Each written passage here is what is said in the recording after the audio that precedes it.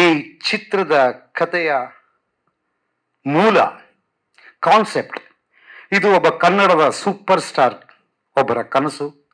ಅದನ್ನು ಇಲ್ಲಿವರೆಗೂ ನಾನು ಡಿಸ್ಕ್ಲೋಸ್ ಮಾಡಿರಲಿಲ್ಲ. Today it's a time.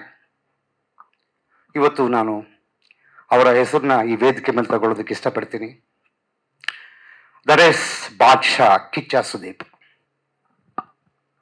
Sudeep ಅವರು, ನಾನು ಒಂದು ಸಿನಿಮಾದಲ್ಲಿ ಸುದೀಪ್ ಅವರು ಡೈರೆಕ್ಟ್ ಮಾಡ್ತಿದ್ರು, ನಾನು ಆ್ಯಕ್ಟ್ ಮಾಡ್ತಾ ಇದ್ದೆ ಆ ಸಿನಿಮಾದಲ್ಲಿ, ಮಾಣಿಕ್ಯ ಅಂತ ಸಿನಿಮಾ.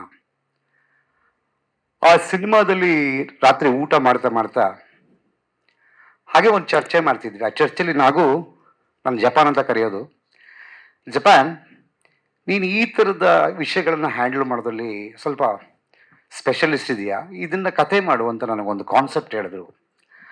ಆ ಕಾನ್ಸೆಪ್ಟನ್ನು ಇಟ್ಕೊಂಡು ಮಾಡಿದ ಕತೆ Sanju weds Geetha part 2. I thank my Badsha for his support. And ಈ ಪರ್ಟಿಕ್ಯುಲರ್ ಸಾಂಗ್ ಮಳೆಯಂತೆ ಬಾ ಬೆಳಕಂತೆ ಬಾ, ಈ ಸಾಂಗನ್ನು ಕೂಡ ಅವರಿಂದನೇ ಲಾಂಚ್ ಮಾಡಿಸ್ಬೇಕು ಅಂತ ತುಂಬ ದಿನಗಳಿಂದ ಆಸೆ ಆಗಿತ್ತು.